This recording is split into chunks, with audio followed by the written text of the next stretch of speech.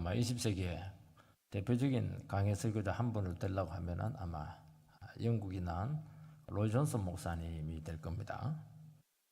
이분은 특이한 이력을 가지고 있습니다. 이분은 의사입니다. 성바돌롬의 왕립병원 의사. 정말 미래가 촉망받는 자리가 확보된 그런 분인데 갑자기 복음 전도자의 길로 진로를 바꾸게 됩니다. 그 바꾼 이유가 무엇이냐면은 이분은 의사입니다. 의사니까 많은 환자들을 치료를 하고 수술도 하는데 육신은 치료를 하는데 영혼은 전혀 치료를 못하겠더라는 겁니다. 그래서 병이 걸려가지고 와서 육신의 병을 치료를 해주면은 죽었다 살아난 건데 건강이 회복되는 순간 옛날하고 똑같이 살아가는 겁니다. 술 먹는 사람 술 먹고 죄 짓는 사람 죄 짓고 그냥 진부하게 살아가는 사람 그대로 진부하게 살고 육신을 고쳐봐야 무슨 소용이 있겠는가 이런 회의가 찾아온 것입니다. 또 이분이 영혼의 가치를 깨닫게 됩니다. 이분은 명사입니다. 아주 명망 있는 의사였는데 그러니까 주위에 많은 명사들, 유명인사들 존경받는 그런 분들하고 세미나도 많이 하고 회의도 많이 하고 교제도 많이 하게 됩니다. 얼마나 그분들이 참 대외적으로는 지명도가 높습니까? 근데 실제로 그 속사를 들어가 보니까 같이 교제를 해보고 만나보니까 너무 진부하더라는 겁니다. 그리고 그렇게 세속적이고 음담패설도 하고 저속하더라. 그거 보면서 야 사람 그 모습 갖고 모르는구나. 그러면서 영혼이 치료되지 않으면 이게 아무 의미가 없다는 것을 알게 되었습니다. 그래서 이 세상에서 제일 긴급한 것이 뭐냐? 죽은 영혼 살리는 것이고 망가진 영혼 회복시키는 것이고 영혼만 딱 회복시켜 놓으면 이게 모든 것을 다 건지는 것이다. 최고로 가치 있는 것이구나 하는 것을 깨닫고 의사직을 그대로 포기하고 그 당시는 신학 안 해도 교회에서 목사 세우면 거기는 되도록 되어 있습니다. 그렇게 해서 목사를 하게 되었던 것입니다. 그리고 이분은 강해 설교에 아주 탁월합니다. 그러나 하나 가지고 한 10개 설교가 나옵니다. 얼마나 탁월한지 몰라요. 왜 이렇게 했냐니까 그 당시 자유주의고 세계대전이 일어나고 이렇게 하니까 성경을 안 믿어요. 사람들이 옛날 책이라고 생각하는 겁니다. 아니다는 거예요. 성경은 지금도 살아서 역사한다. 한 절 한 절이 생명이다는 것을 설교를 통해서 보여주게 되었는데 오늘 한국교회 설교를 한다고 하시는 모든 분들은 거의 이분의 영향을 받을 정도로 그렇게 영향을 많이 준 그런 인물이었습니다.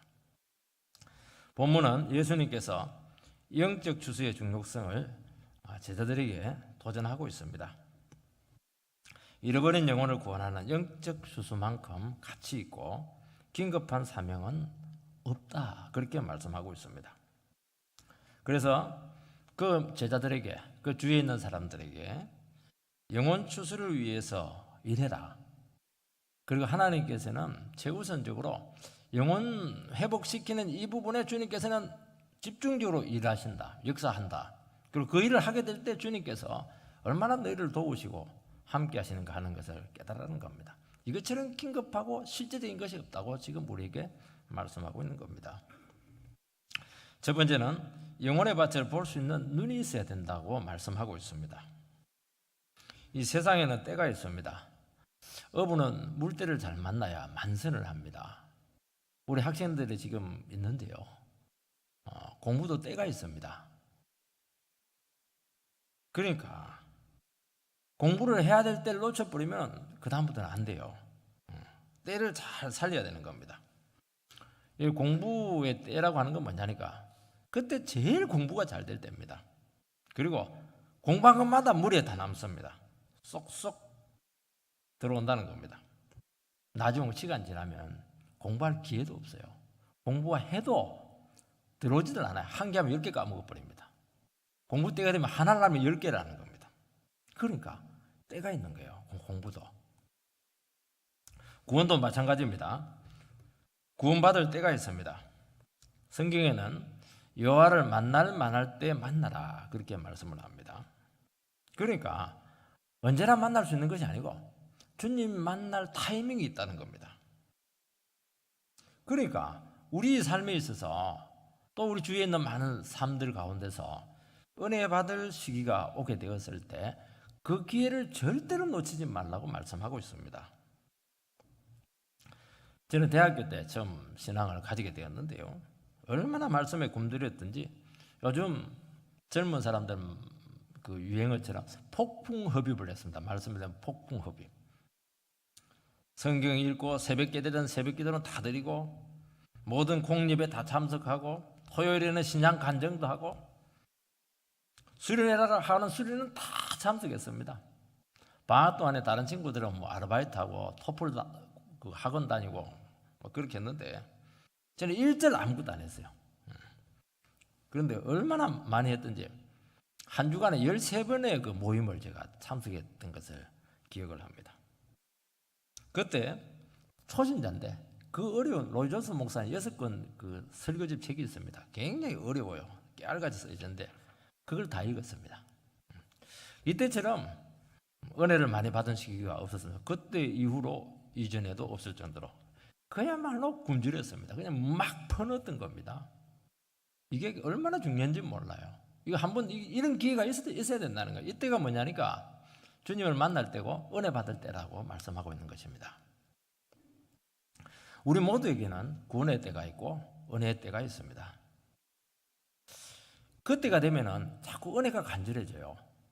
그리고 자꾸 기도하고 싶어지고 기도하면 자꾸 눈물부터 나옵니다.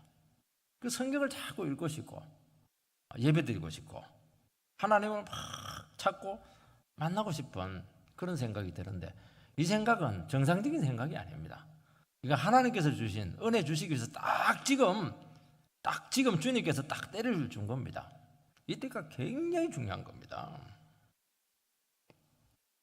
하나님 부른 때고 하나님 만날 때가 도래한 것입니다. 이 기회를 절대로 놓치지 말라고 말씀하고 있습니다. 여러분 은혜에 들어간다고 하는 것은 우리에게 있어서 굉장히 익숙하지 않는 경험입니다. 우리는 놀고 텔레비 보고 장난치고 이런 것들이 굉장히 좋은 거예요. 진지해지고 내 영혼을 바라보고 뭐 죄를 고백하고 막 눈물 흘리고 기도하고 이거는 완전히 이상한 겁니다. 이게. 그래서 탁 앉았는데 눈물이 쫙 나는 거예요. 뭐 그냥 기도가 터지려고 방언이 터지려고 이렇게 하는데 마음속에는 막 거부감이 생겨. 안 돼. 너 너무 많이 변하면 안 돼. 너무 은혜 받으면 너 선교사 갈 줄 몰라. 막 갑자기 그냥 도망가 버립니다. 그리고 마음을 탁 닫아 버립니다. 그러면 구원의 문이 닫히게 되는 겁니다. 이거는 특별한 경험입니다. 어떻게 해야 됩니까? 은혜는 우리를 변화시키려고 하기 때문에 굉장히 불안정해집니다. 이게 그때 어떻게 해야 됩니까? 죽었다 생각하고 막 팍 열고 눈물 흘릴 때 마음껏 눈물 흘리고 그냥 말씀 들을 때만 마음껏 듣고 말이야. 어떤 분들은 내가 한 주간 말씀을 너무 많이 들어가지고 막 쥐가 날 정도다고 머리에 그런 소리 하면 안 됩니다. 말씀은 아무리 많이 들어도 부족해요. 말씀 중독 이런 거 없습니다. 술 중독은 있어요. 도박 중독, 텔레비 중독 이런 것들은 굉장한데요. 성령 중독, 말씀 중독은 없습니다. 가면 갈수록 더 그냥 역사가 나타나는 겁니다. 그거 하라는 거예요. 저희가 이번 11월 달에 다니엘 기도합니다. 지금요 은혜가 홍수처럼 밀려오고 있습니다. 몇 번요? 21번. 왜 이 기회를 놓친지 모르겠어요. 이때는요 그냥 가게 문 닫아야 됩니다. 학원도 안 가도 돼요. 그건 뭐 학원 언제나 갈 수 있는 건데 뭐 해야 됩니까? 은혜 물때가 왔을 때 그때 잡아버려야 돼요. 지내놓고 나서는 거 오지 않아요. 거기는 오는 게 아닙니다. 이게 항상 오는 게 아닙니다. 연례 행사가 아닙니다. 이게 절대로 기회를 놓치지 마시기 바랍니다. 이것보다 중요한 게 어디 있습니까? 되게 한 영혼이 주님께 돌아오는 것을 계기로 영적 추수가 본격적으로 시작되는 것을 우리는 알게 됩니다. 여러분 한 집안에요 불모지에 예수 믿는 사람 한 사람이 다 생겼다고 하는 것은 이거는 어마어마한 기적입니다. 이거는 그거는 그 사람 한 사람이 예수 믿는다는 게 아니에요. 하나님께서 그 불모지와 같은 그 집안에 구원의 역사를 지금 시작했다는 거예요. 지금 은혜의 때가 지금 밀려가고 있는 겁니다. 어떤 경우는 내가 전도 안 해요. 근데 하나님께서 결국에는 그 집안 전체를 그냥 구원으로 초청하는 것을 보게 되면서, 야, 한 사람이 이렇게 귀하구나, 한 사람 돌아오는 게 이렇게 귀하구나 하는 것을 우리는 알 수가 있는 겁니다. 여러분, 사마리아는 복음에서 완전히 제외된 지역입니다. 완전히 망가진 인생, 그 수가성 여인 아닙니까? 그 여인이 예수 믿고 딱 돌아왔을 때 주님께서는 벌써 아는 거예요. 아, 희어져 추수할 때가 되었구나. 그 뒤에 막 엄청난 영혼이 기다리고 있는 것을 알게 되고, 주님께서 이 사마리아를 살린다 하는 것을 알게 됩니다. 나중에는 누가 갑니까? 빌립 집사가 가는 거예요. 집사가 가가지고 설교했는데 막 완전히 다 뒤집어진 겁니다, 이게. 그 뒤에 또 누가 갑니까? 막 그 뒤로 계속 선교사들이 가는 겁니다. 하나님께서는요, 이게 시발점이야. 한 사람이 생겼다는 거. 내가 한 사람이 예수를 믿는다는 게 얼마나 중요한지 몰라. 그 직장에서 내가 예수를 믿었다, 하나님께서 그 직장을 뒤집는다는 것을 이야기하는 겁니다. 전부 다 그렇게 이야기하는 겁니다. 35절 말씀을 보면, 너희는 넉 달이 지나야 추수할 때가 이르겠다 하지 아니하느냐. 그러나 나는 너희에게 이르노니 너희 눈을 들어 밭을 보라. 희어져 추수하게 되었도다. 제자들은 지금 아무것도 보이는 게 없어요. 주님은 지금 영적 추수의 때가 지금 보이고 있는 겁니다. 한 영혼이 돌아온 것을 통해서 지금 사마리아에 지금 영적인 밭이 지금 완전히 지금 준비되어 있다는 것을 아시고 막 그렇게 안타까운 거예요.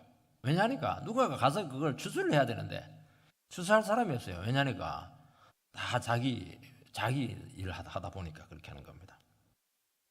하나님께서는 지금 어디에 일하고 있습니까? 하나님께서는 지금 영혼의 밭에 지금 관심이 다 있고 영혼의 밭에 지금 일하고 있는 겁니다. 너희들이 눈을 들어가지고 하나님께서 지금 일하고 있는 것을 봐라. 하나님의 때가 어디에 지금 임하고 있는가 하는 것을 보라는 겁니다. 한 영혼의 복음을 듣고 돌아올 때, 여러분요, 그 흥분과 감격은 이 세상 어떤 기쁨보다도 달라요. 여러분, 뭐가 그렇게 기쁩니까? 정말 기쁜 게 뭡니까? 돈이 많이 생기는 게 기쁩니까? 얼마 못 가요, 그거. 얼마 못 가요. 진짜 기쁜 것은요, 망가진 영혼 제대로 구원해가지고 예수 믿고 돌아올 때, 이거는 막 영원히 남는 기쁨입니다. 영원한 기쁨이에요. 이거 한번 맛보면요, 다른 기쁨 재미 하나도 없어요. 이 귀한 추수의 사명을 너희들이 어떻게 놓칠 생각을 하느냐, 그렇게 말씀하고 있는 겁니다. 저는 서울에서 목회할 때 불모지였는데 어린이 한 명 없었어요. 어린이 사역을 시작했습니다. 어린이들이 옵니까? 절대 안 오죠. 어린이들이 어떤 애들인데요. 근데 막 전도하고 이렇게 해가지고 교회 문을 딱 한두 명이 막 들어오는 거예요. 이야, 문득이 오기 전에 애들은 올 때요, 얌전하게 오는 애들 없어요. 전부 다 뛰어가지고 우다닥 우당탕탕 이렇게 하면서 들어와요. 그 소리가 뭐 얼마나 기쁜지, 막 감동, 감격, 뭐 예배 전에 벌써 뭐 설교 얘들은 은혜 안 받아요. 막 무조건 와서 장난치고 또 거기서 싸우기도 하고 그렇게 해요. 그래도 그들이 교회 문턱을 탁 넘어오는데요, 야, 그 감동, 그 감격을 잊지를 못해가지고 막 지구 끝까지 애들 찾아나섰습니다. 오락실, 뭐 놀이터, 뭐 애들은 구석에 또 많이 짱박혔어요. 저는 다 알아요. 전부 다 고구마 줄기처럼 끄집어내가지고 내가 초청을 많이 했습니다. 그 기쁨 한번 맛보면 뭐 기가 막힙니다. 한 명 한 명이 그렇게 귀하고, 뭐 애들이 무슨 헌금을 합니까? 애들이 언제 내 제자가 될 수 있겠어요? 제자가 되려면 30살 돼야 되는데 그 생각이 안 나요. 그 자체가 그렇게 기쁘고 좋은 거예요. 우리가 영혼의 눈으로, 영적인 눈으로 영혼을 바라보면 하나님께서 영혼을 위해서 일하고 계신다는 것을 우리는 알게 됩니다. 다니엘 기도회가 어제가 세 번째고 금요일 날이 두 번째 날이었습니다. 두 번째는 강사가 누구냐면은 이한영 목사님이셨습니다. 이분도 로저스 목사님처럼 의사였는데 목사가 된 분입니다.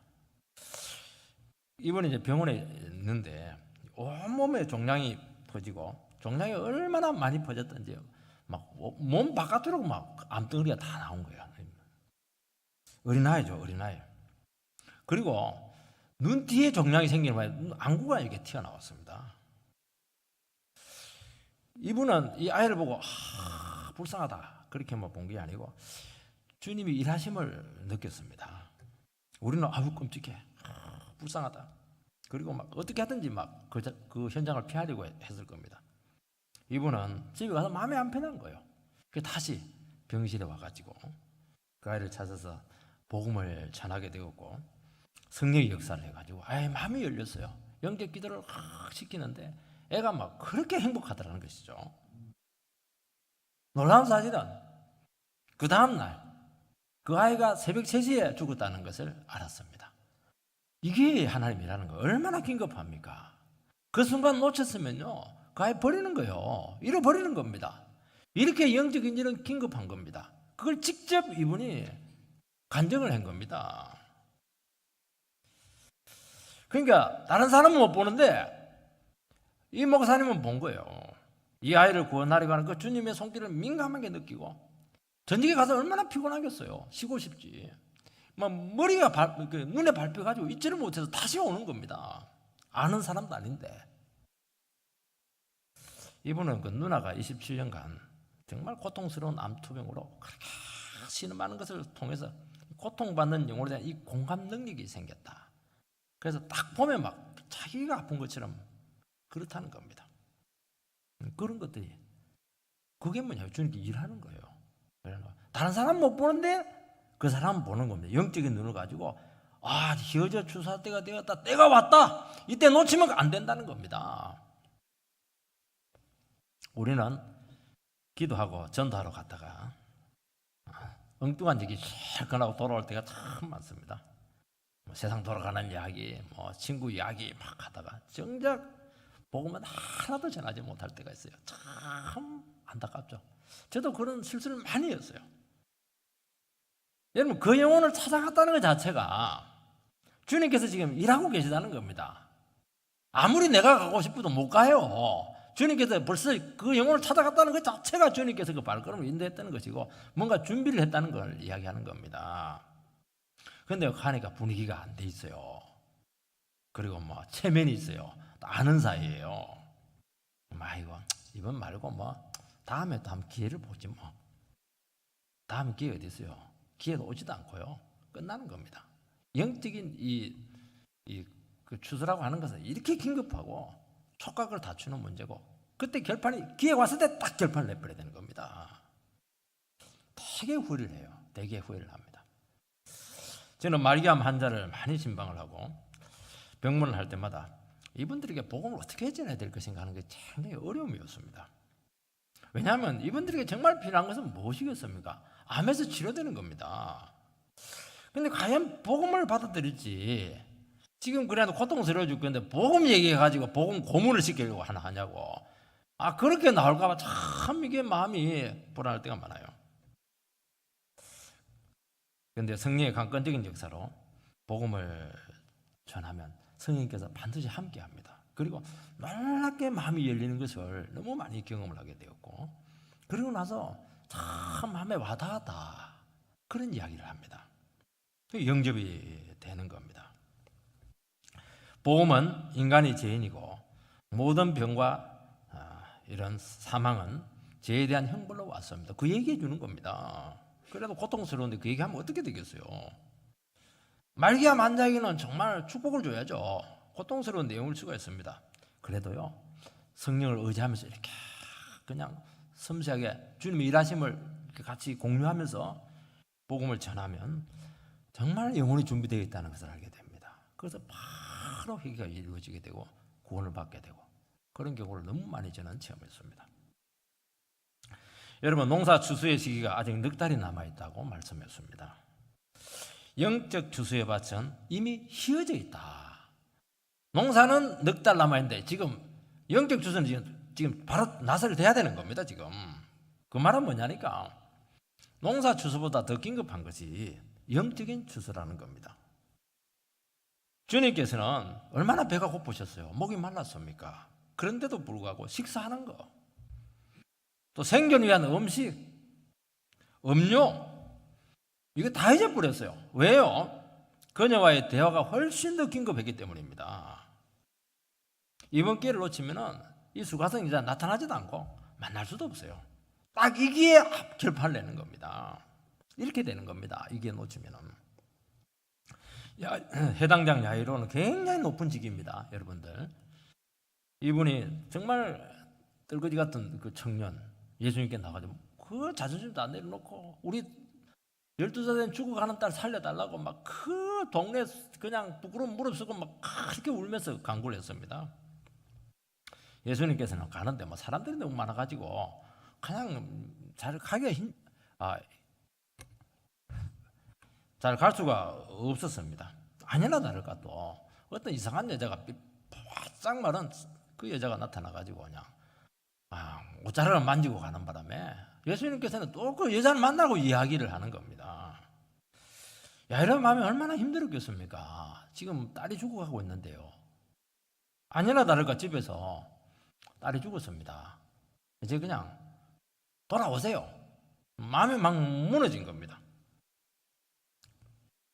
주님께서는 이 긴급한 상황에서 정확하게 주님의 때에 따라서 일하셨습니다. 우리는 순서대로요. 야이로 먼저, 여자 두 번. 이게 이제 인간적인 순서죠. 티켓을 딱 따가지고 그렇게 하는데 바꿔놨어요. 예수님께서는.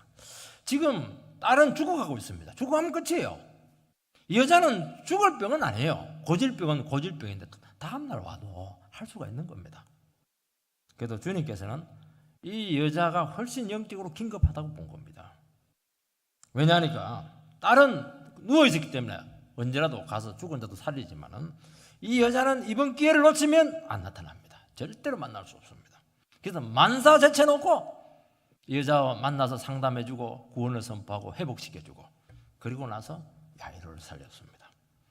이 기회예요, 기회. 하나님께서 주신 기회입니다. 이 영혼이 돌아올 수 있는 기회는 항상 있는 것이 아닙니다. 총각을 다투는 일이고 그걸 굉장히 놓치지 말아야 된다고 말씀하고 있는 겁니다. 여러분, 우리 중에 가족 구원에 대해서 참 마음이 아프고 오랫동안 기도하시는 분들이 있을 겁니다. 겪어보면 알지만 제일 힘든 게 식구들 구원시키는 겁니다. 늘 같이 살아도 이게 뭐 복음을 전할 수 있는 기회가 쉽게 오지 않습니다. 주님이 기회를 주셔야 되고 영혼에도 준비가 되어 있어야 됩니다. 말 자체를 끄집어내기가 힘들어요. 병들거나 약한 모습을 보일 때가 있죠. 또 마음이 가난해질 때가 있어요. 이런 기회를 잘 포착해야 됩니다. 이 기회를 기도 안 하고 있으면 이 기회 포착 못해요. 또 용기도 안 나요. 근데 주님 앞에 늘 긴장하면서 그 영혼을 위해서 기도하고 이렇게 하면은 그 기회가 옵니다. 그리고 할 수 있는 이렇게 용기가 생기는 겁니다. 그걸 위해서 기도하라는 거예요, 이게. 주님은 그 인생을 반드시 한번 흔드십니다. 찌르고 코나로 몰고 막 엎어버리고 구원시키려면. 왜냐하니까 말로 안 되니까. 얼마나 그 식구, 예수 믿는 식구를 통해서 얼마나 예수를 간접적으로 많이 경험했는데도 불구하고 이게 마음이 열리지가 않는 거예요. 그러니까 얼마나 그냥 정상적으로 되겠습니까? 그렇게 하지 않도록 성령께서 강건적으로 역사를 해서 하나님의 말씀의 자리로 나오도록 기도가 많이 필요하다는 것을 알 수가 있습니다. 그 기회를 잘 포착해야 된다는 겁니다. 이때 뭐 체면 차리고 뭐 가장이 어떻고 아버지가 어떻고 그게 무슨 소용이 있습니까? 들이받아 버려야 돼요. 그냥 니 죽고 나 죽자만 이런 정신으로 임해야 되는 겁니다. 어떻게 인간적인 이론을 하고 있고 그렇게 할 수가 있겠습니까? 그게 놓치면 또 안 와요. 참 영적인 세계는 너무너무 민감한 문제입니다. 이런 파종과 수확에는 일정한 시간 간격이 있지만은 영적인 추수는 이 간격이 없는 경우가 참 많습니다. 뿌리자마자 바로 거두는 경우도 많아요. 또 오래 걸리는 경우도 많아요. 다 그 차이, 그 상황에 따라 다 다릅니다. 뿌리는 즉시 거둘 수 있는 게 또 영적인 추수입니다. 어떤 분은 복음을 듣고 바로 회개하고 바로 그날 가가지고 또 전도를 해요. 그 제자를 삼습니다. 도리어 그 교회 오래 다니신 분들보다도 이제 예수 믿는 초신자가 전도를 더 잘하는 경우를 참 많이 봅니다. 이 감동이 있어서 그런 것 같아요. 감격이 있어가지고 구원의 감격이. 그래서 금방 그냥 아들 보고 손자 보고 정손자까지 그냥 데리고 와요. 얼마나 새끼를 많이 쳤던지. 이것을 보면 영혼에 대한 간격, 관심 이런 것들이 영적인 성격과 상관없어요. 그냥 가서 전하면 되는 겁니다. 여러분, 농사를 지을 때 파종과 추수까지 시간이 걸리고 오래 기다려야 되는 겁니다. 농부의 제일 원칙은 뭐냐? 참아야 돼요. 잘 기다려야 됩니다. 추수가 될 때까지. 왜 이렇게 그냥 열매가 안 맺히나 자꾸 그 줄기 당기고 이러면 끊어져 버려요. 안 돼요. 기도하면서 참으면서 인내하면서 풀 뽑아주면서 섭리에 맡겨야 되는 겁니다. 하나님 섭리에 맡겨야 되는 겁니다. 그러니까 영혼 추수도 마찬가지입니다. 영혼 추수를 할 수 있는 마음의 준비는 뭐냐? 이 간절함이에요. 기다림이 굉장히 중요한 겁니다. 어떻게 하든지 내가 한 영혼이라도 구원하기 위해서 기도하고 간절한 마음을 계속 가지고 있어야 된다는 겁니다. 몇 번 해보다가 안 되면 대부분 포기합니다. 아유, 저 인간은 안 되는가 보다. 그리고 내가 아니면 뭐 다른 사람이 어떻게 하겠지. 택한 사람은 언젠가는 돌아온다고 했더라. 물론 돌아올 겁니다. 다른 사람을 통해서. 그렇지만 그 사람하고는 상관이 없어요. 그 사람에게는 그 중요한 영혼 구원의 그 가치 있는 일을 절대로 그 사람을 통해서 일하지 않습니다. 누구에게요? 정말 영혼에 대한 타는 마음이 있고 간절한 마음이 있고 정말 저 영혼이라면 언제까지 내가 기다리겠다. 그런 마음이 있을 때 하나님께서 반드시 그 사람을 통해서 그 영혼을 붙이십니다. 그 삶과 그 기쁨과 감격은요, 정말 하늘에서 잔치가 벌어집니다. 99 의인보다도요, 죄인 한 사람이 돌아오면은 천사들과 함께 천국에서 잔치를 베풀겠다고 말씀하는 겁니다. 성경에서 하나님이 잔치 베풀어주는 그거 하나밖에 없어요. 우리는 잔치가 많죠. 천국의 잔치는 죽은 영혼 한 사람 돌아올 때 천국에서 막 대만찬이 이루어지는 겁니다. 얼마나 기쁨이 충만하겠습니까? 영혼을 구원하려면 간절해야 됩니다. 이 간절함이 난간을 극복하고 결국 영혼을 이끌어오는 원동력이 된다는 겁니다. 여러분, 영혼에 대해서 굳이 이렇게까지 할 필요가 있을까? 한 번씩 그걸 반문하게 됩니다. 알아서 하겠지 뭐, 돌아오겠지 뭐.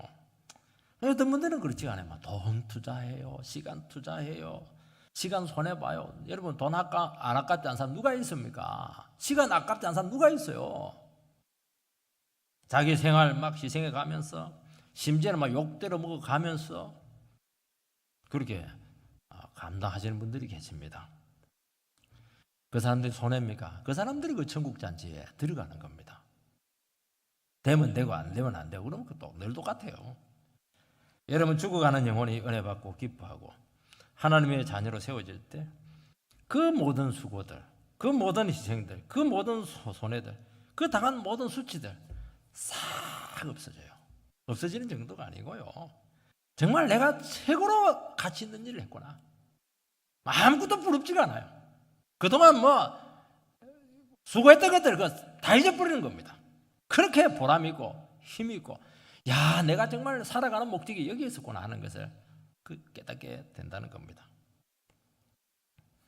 두 번째는 영적 주수자에게 주시는 약속이 나옵니다. 36절 말씀을 보면 거두는 자가 이미 싹도 받고 영생에 이르는 열매를 모으나니 이는 뿌리는 자와 거두는 자가 함께 즐거워하게 하려 함이니라. 영혼을 구원한 사람에게는 반드시 두 가지 약속이 축복으로 주어집니다. 첫 번째는 이미 싹을 받습니다. 두 번째는 영생에 이르는 열매를 모은다고 말씀하고 있습니다. 이 싹을 이미 받았다고 하는 것은 선물을 이미 받았다는 겁니다. 대개는 이제 후불로 이렇게 주죠. 일하고 나서 이제 대가를 주는데 이미 선불 받고 일하는 겁니다. 천국에서 일하는 것은. 이 세상에서도요, 정말 중요한 직원들, 그리고 유능한 직원들은 스카우트 할 때 미리 선불을 줘버려요. 왜냐하면 중요하기 때문이죠, 이 사람은. 농번기 때도요, 얼마나 농촌에 일손이 부족합니까? 그래서 미리 임금을 막 지급을 해버립니다. 그러면 안정적인 노동력이 확보가 되는 겁니다. 영혼 추수자는 하나님께서 미리 선불 받고 일하는 일꾼과 같다고 그렇게 말씀하고 있습니다. 이런 싹시 무엇입니까? 싹은 그 임금 개념입니다. 임금. 그러니까 주님께서 이미 싹스 영혼 구원을 하는 사람들에게 이미 싹스를 주었다는 거예요. 이미 선불로 다 주었습니다. 내가 통장에 보니까 돈이 안 들어왔는데요. 아니에요. 들어와 있습니다. 몰라서 그래요. 여러분 영혼 구원에 헌신할 때 먹고 사는 문제 싹 해결해 줍니다. 생존에 필요한 임금들 전부 다 선불로 다 지급되어 있습니다. 믿으시기 바랍니다. 눈치를 보는 거예요. 반신반의하고 이렇게 하는데 그렇게 하면 안 돼요. 여러분 영혼을 위해서 살 때 우리의 모든 필요한 물질들, 집들, 자녀 교육비, 노후 생활비 걱정할 필요 없어요. 주님께서 반드시 챙겨줍니다. 선불로 그것도. 왜냐하면 후불로 하면 또 떼일 가능성이 불안하니까 선불로 딱 줘놓고 일을 시키는 거예요. 하나님요 째째하지 않아요. 여러분 영혼을 위해서 자기 자신을 드릴 때 모든 필요와 우리의 삶을 책임지실 줄 믿습니다. 당장 직장이나 사업을 그만두고 전도하러 가라는 것은 아닙니다. 하나님 나라의 영혼의 주소자들은 가장 유능한 사람이고 가장 가치 있는 일을 하는 사람입니다. 여러분 우리나라에서도요 최전방에 있는 정말 중요한 군인들은 최우선적인 보급이 갑니다. 왜냐하니까 너무 중요하기 때문이죠. 그 사람이 비실거리면 나라가 위태로운 겁니다. 그 사람은 잘 먹어야 돼요. 그리고 잘 살아야 돼요. 필요가 충족이 돼야 된다는 겁니다. 하나님 나라에서 최우선적인 보급이 지급이 될 겁니다. 저는 신학을 준비하면서 현실적인 문제가 늘 염려가 되었습니다. 결혼은 할 수 있을까? 먹고 살 수는 있을까? 특히 서울 집값이 얼마나 비쌉니까? 방 한 칸이라도 구할 수 있을까? 결혼하고 나서는 딸에 대한 병원비가 늘 문제였습니다. 3번, 한 6번 정도 병원비가 크게 들어갔는데 전도사 선생님은 계산이 나오지를 않아요. 3번의 딸 수술비가 어떻게 전도사 그거 가지고 어떻게 먹고 살기도 힘든데요. 그렇지 않았어요. 주님은 다 그때마다 다 채우시고 수술할 때는 고생했지 이래가지고 위로금까지 그냥 덤으로 주고 하나님요 그 째째하지 않아요. 제가 그 서울에 쫓겨났습니까? 아니에요. 잘 살았습니다. 걱정할 거 없어요. 두 번째는 영생에 이르는 열매를 모으게 된다고 말씀하고 있습니다. 농부가 농사를 짓는 것처럼 파종하고 추수하는 이 과정을 지금 묘사를 하고 있습니다. 여러분 영혼을 구원하는 과정을 통해서 영생에 대한 열매를 모은다. 좀 어려운 말씀입니다. 앞에 싹스를 받는다고 하는 것은 현실적인 필요가 채워지는 것입니다. 두 번째는 영생에 필요한 열매를 모은다 하는 것은 영적인 축복을 말씀하고 있는 겁니다. 영적인 축복이 많다는 겁니다. 현실적인 것만 채워주는 게 아니고 영적으로 너무너무 우리를 풍성하게 한다는 것을 말씀하는 겁니다. 여러분 영혼을 구원하는 과정에 영혼 자체를 구원하는 것이 어떻게 보면 가장 큰 열매입니다. 그 영혼 자체가 귀한 겁니다. 그러나 그것만 있는 게 아니에요. 특별한 영적인 축복들이 너무 많습니다. 여러분 다른 영혼을 구원할 때 누가 삽니까? 내 영혼이 사는 겁니다. 내 영혼이. 내가 살기 위해서 우리는 다른 사람을 위해서 그 구원을 선포해야 되는 겁니다. 다른 영혼을 찾아가는 겁니다. 왜 찾아갑니까? 내가 살기 위해서 찾아가는 거예요. 여러분 다른 영혼을 구원하고 세우면은 누가 세워집니까? 내가 세워지고 내 가정이 세워지는 것입니다. 내 사업이 세워지는 겁니다. 우리는 반대로 생각을 해요. 내가 세워지고 내가 기반 다 잡고 내가 집 다 사놓고 내 자식 공부 다 시키고 나서 주를 위해서 하겠다. 영원히 못해요. 순서가 틀린 겁니다. 그거 바꾸셔야 됩니다. 주를 위해서 먼저 하고 주님께서 다 채워주는 겁니다. 우리는 아무리 채우려고 해도 만족이 되지를 못해. 안 되게 되어 있는 거예요, 이게. 내가 살려고 하면 현실적인 필요는 어느 정도 채워질지 모르겠습니다. 그러나 영혼은 두고 갈 겁니다. 이게 뭘리예요, 이게? 영혼이 살아야죠, 영혼이. 여러분, 다른 영혼을 듣고 복음을 전할 때요, 너무나 많은 축복이 있고, 거기서 말씀이 열리고, 영혼의 가치를 알게 되고, 하나님 나라의 모든 비밀들은 영혼과 부딪히면서 도우면서 다 열리는 겁니다. 여러분, 성경은요 신학교에서 열리는 게 아니에요. 물론 혼자서 묵상도 해야 되겠지만요, 그렇지 않아요. 교회에서 영혼과 부딪히고 그들을 돕기 위해서 몸부림치고 기도하고 찾아가고 그들 성교 뒷바라지하고 그러면서 성경이 열리는 겁니다. 몰라서 그래요. 지금 천국의 비밀은 이렇게 여는 겁니다. 저는 어린이 사역을 하면서 목회의 비밀을 너무 많이 터득했습니다. 어린이에게 설교하는 법 배웠고 어린 영혼을 사랑하는 법을 통해서 한 영혼의 가치가 얼마나 귀한가 하는 것을 배웠습니다. 그리고 그들의 눈높이에 맞추어서 설교하고 가르치면서 어린 소자에게 헌신한 영혼들에게만 주시는 그 축복이 또 많았습니다. 어린이가 은혜 받을 수 있을까 하는 것이 저의 목회 최고의 퀘스천이었습니다. 은혜 정도가 아니에요. 완전히 바뀌어요. 감동을 받아요. 여러분, 어린이가 회개해서 하나님 나라에 쓰이는 것과 물론 뭐 무시하는 게 아닙니다. 나이가 70이 넘고 80이 넘어가지고 회개하는 것 얼마나 귀해요. 종착역에서 한 건데 어린이 10살 때 회개하는 것하고 70살에 회개하는 거하고 어떤 게 남는 장사입니까? 그거야 뭐 딱 계산이 나오죠. 그러니까요 엄청나게 수지 맞는 장사입니다. 우리는 뭐 많이 가진 사람들, 뭐 다 돼 있는 사람들, 물론 뭐 헌금을 좀 많이 할지는 모르겠지만은요, 어떻게 보면 영적인 관점에 봤을 때는요, 어린 영혼들을 딱 구원시키면요, 영원히 그 인생 건지는 겁니다. 평생을 건지는 겁니다. 영적으로 문제를 봐야 돼요. 우리는 다른 영혼을 위해서 시간을 내고 에너지를 소비할 때 내 삶을 누가 책임져주느냐, 이게 항상 우리 마음속에 불안한 겁니다. 아니죠. 주님은 가정 살릴 겁니다. 다른 영혼도 살리십니다. 다 살리십니다. 주님은요 다 살립니다. 주님께서 총명을 주셔서 디모데 후서에 보면은 다 감당하게 하고 너희들을 유능하게 만들겠다고 말씀하고 있습니다. 여러분, 유능해지고 싶어요? 다른 영혼을 돕기 위해서 열심히 노력해 보시기 바랍니다. 탁월해질 겁니다. 비전이 어디에서 나옵니까? 다른 영혼을 돕다 보니까 길이 열리는 겁니다. 그게 비전입니다. 내가 하고 싶은 건 자기 욕심이에요. 그럴 가능성이 굉장히 많아요. 그렇게 하는 거야. 나에게 주어진 상황에 주어진 보니까 영혼들이 나의 필요를 지금 막 요구하고 있어요. 그거 해주는 거예요. 해주다 보니까 길이 열리는 겁니다. 그게 비전이에요. 원래 성경적인 비전은 그렇게 찾아가는 겁니다. 내가 하고 싶은 거 하는 거 아니에요. 그건 제 욕심일 가능성이 굉장히 많아요.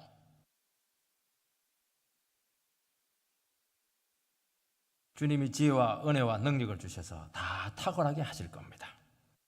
여러분, 다른 영혼을 위해서 투자할 때 누가 복을 받아요? 내가 복을 받아요. 내 식구들이 복을 받고 자녀들의 앞길이 반드시 열릴 겁니다.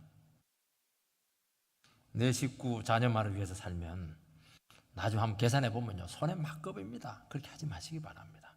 주님이 다 주님이 챙겨줘야 되는 겁니다. 여러분, 영생에 이르는 열매를 모은다고 했습니다. 마치 열매를 창고에 모아 보관한다는 것과 비슷합니다. 여러분, 창고에 보관할 정도라면 얼마나 열매가 많겠습니까? 다른 영혼을 구원하는데 헌신할 때 오는 이 보물들이 막 차고 넘치게 됩니다. 이것 하나 끄집어내서 쓰면요, 전부 다 생명의 역사가 다 나타나게 되고, 보물이 많으니까 뭐 부족한 게 없어요. 평생 복되게 가장 풍성하게 살아가게 될 겁니다. 그래서 이게 천국의 창고가 꽉 차야 됩니다. 다른 거 채우지 말고 천국의 창고를 꽉 채우세요. 이 사람은 제일 복된 사람이고 제일 행복한 사람입니다. 여러분, 영혼의 씨를 뿌리고 기도의 씨를 뿌리시기 바랍니다. 말씀의 씨를 뿌리시기 바랍니다. 사랑의 씨를 뿌리고 봉사의 씨를 계속 뿌리시기 바랍니다. 그거는요, 영원히 없어지지 않고 반드시 열매로 남습니다. 뿌리는 자와 거두는 자가 함께 기뻐한다고 말씀하고 있습니다. 참 씨를 뿌리자니 힘듭니다. 왜냐하니까 아무것도 나타나는 게 없어요. 이 씨만 뿌려가지고 되는 게 없는 것 같습니다. 아마 우리들 중에서 아마 신앙의 첫 세대를 계시는 분들이 있을 겁니다. 신앙의 첫 세대는 정말 영적인 환경이 굉장히 척박해요. 출애굽 이스라엘 백성들 1세대가 신앙의 1세대인데 그 사람들 광야에서 그냥 방황하다가 죽어버렸어요. 열매를 많이 못 얻었습니다. 그 사람들. 그리고 그 사람들이 바탕 위에서 1.5세대, 2세대가 가나안 땅 축복을 받게 된 겁니다. 그 신앙의 1세대는 쌓아놓은 것이 없어요. 기도를 쌓아놨나, 뭐 이때부터 뭐 영적인 어떤 뭐 그런 상급이 있나? 없어요. 그러니까 막 신앙이 자기 맨몸으로 해야 되니까 뭐 그렇게 전투적입니다.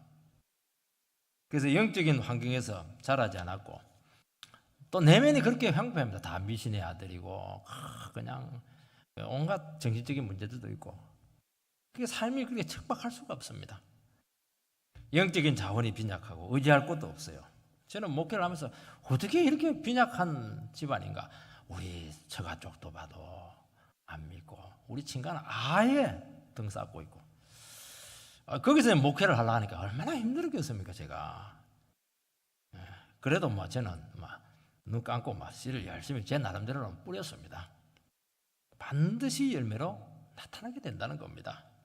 그러니까 더 열심히 기도할 수밖에 없고 더 열심히 성경을 읽을 수밖에 없고 더 영혼을 간절한 마음으로 구원하게 할 수밖에 없는 거예요. 왜냐하니까 뭐 도와줄 사람이 없으니까요. 그래서 기회가 되는 대로 여러분은 주를 위해서 그 나를 위해서 드리시는 삶이 되시기 바랍니다. 어느 순간 은혜가 열립니다. 이런 말씀도요. 처음에 성경 읽기 할 때는 무슨 말인지 몰라요.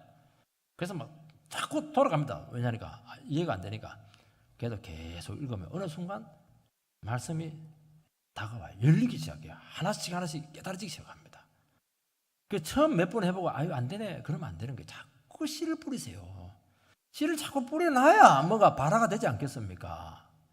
성경이 나의 뜻이 되지 않겠습니까? 그래서 참으세요. 자꾸 뿌리세요. 힘들고 어렵더라도 기도도 자꾸 뿌리고 성경도 자꾸 읽고 그렇게 하셔야 되는 겁니다. 예배도 자꾸 드리고 그렇게 하시기 바랍니다. 다 힘들어요. 말씀이 열리고 인생이 반드시 열리게 될 겁니다. 여러분 힘겹게 씨를 뿌렸다면 뿌리가 막 더 깊이 박혀요. 깊이 박히면 박힐수록 열매는 풍성한 겁니다. 내 상황이 너무 척박하다. 염려하지 마시고 죽을 땅 살동 씨를 뿌리시면 뿌리가 깊이 내려가게 될 겁니다. 37절 38절 말씀을 보면 그런즉 한 사람이 심고 다른 사람이 거둔다 하는 말이 옳도다. 내가 너희로 노력하지 아니한 것을 그대로 보내었노니 다른 사람들은 노력하였고 너희는 그들이 노력한 것에 참여하였느니라. 이 파종자와 추수자가 다르다는 겁니다. 그런데 같이 이제 즐거워한다는 겁니다. 대개는 이제 파종한 사람, 씨 뿌린 사람들 손해죠. 거둔 자가 이익입니다. 자기는 해놓은 것도 없고 열매만 딱 거두니까요. 그런데 아니라는 거예요. 다 이익이 되고 하나님 나라에서는 다 기쁨이 된다는 겁니다.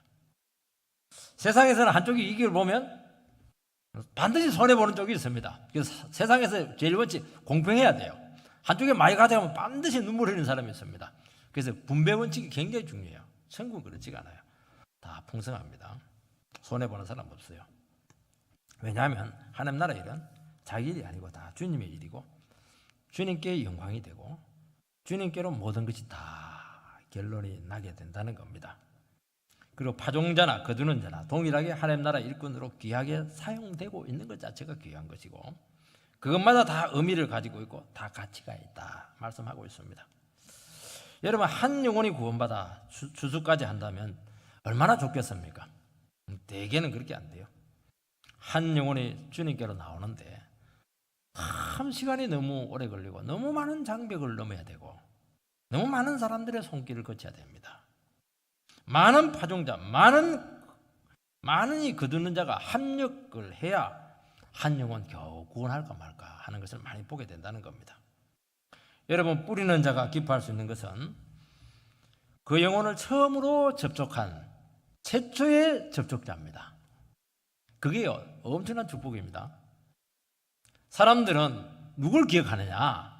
처음 나에게 딱 말 붙이는 사람, 처음 나에게 관심을 딱 보이는 사람, 교회 왔는데 막 안내해주고, 그리고 성경책 갖다주고, 펴주고, 막 그냥 이렇게 밥 먹을 때 같이 그냥 밥 먹자고 이렇게 하고, 그 사람이거든요. 그 첫 아는 체 하는 사람이죠. 그래서 처음 관심 가지고 접촉하고 복음 전해주고 교회를 소개해준 사람을요 영원히 잊지 못합니다. 첫 안내자죠. 그래서 많은 구원 과정에서 위기가 생기기도 하고 또 세상으로 막 떠내려가려고 하는데 초신자들은 다 약하거든요. 그래도 또 찾아와서 말씀 전해주고 설득하고 위로하고 결국 주님의 자녀가 되게 될 때 영원히 그 사람의 수고를 잊지 않습니다. 나의 영적인 아버지는 누굽니까? 잘못 나이가 어린 동생인데 끝까지 나를 위해서 수고했던 그 동생이 나의 아버지야. 영적인 아버지. 아버지를 어떻게 잊어버릴 수가 있겠습니까? 영원히 신세진 사람으로 은혜 받은 자로 남아있는 겁니다. 그것처럼 복된 게 어디 있습니까? 여러분, 거두는 자는 변화되고 구원받은 영혼 그 자체가 너무 귀한 겁니다. 나중에 물어보면 참 영향받은 사람이 많다는 것을 알 수가 있습니다. 그런데 각자들은 자기가 결정적인 역할을 다 했다고 그렇게 이야기합니다. 자기도 최선을 다했기 때문에 그렇게 하죠. 그러나 실제로는 다 귀하게 다 쓰인 도구였습니다. 그 자체가 귀한 거예요. 결론은 뭐냐? 주님이 다 한 겁니다. 바울은 씨를 뿌리고 아브라함은 물 주었고 뭐 이렇게 나오지 않아요? 그거 다 소중한 거예요. 뿌리는 자와 거두는 자가 다르기 때문에 우리는 쉽게 결신하지 않아도 절대로 실망할 필요 없습니다. 나를 통해서 결신해도 또 자만하거나 이건 내 수고다 그렇게 받아들이지 마시기 바랍니다. 미안하죠. 나는 별 뿌린 것 없는데 열매를 다 거두니까 미안한 겁니다. 미안한 마음을 가져야 되는 겁니다. 우리들은 어떤 영혼도 책임질 수 없는 그런 존재이기 때문입니다. 여러분, 우리는 항상 우리 자신을 하나님 나라 좋은 일꾼으로 무장하고 있어야 될 줄 믿습니다. 우리 자신이 먼저 하나님 말씀에 순종해서 살아가는 그런 삶이 있어야 됩니다. 주님은 준비되지 않는 영혼에게 절대로 천하보다 귀한 영혼을 맡기지 않습니다. 여러분, 우리 자신이 하나님 앞에 준비되어 있을 때 얼마든지 뿌리를 뿌리고 거두는 하나님 나라의 사역에 동참할 수 있게 된다는 겁니다. 그래서 우리의 삶을 완전히 바꾸시기 바랍니다. 내가 무엇을 위해서 지금 살고 있는가? 내 삶의 목적이 뭔가? 그걸 완전히 바꿔야 됩니다. 영적인 관점을 보고 주님이 보는 그 눈처럼 지금 휘어져 추수할 때가 되었구나. 그 관점으로 보게 되면 거기서 답이 딱 나올 겁니다. 그렇게 우리 자신들이 변화되기를 주의 이름으로 축복합니다.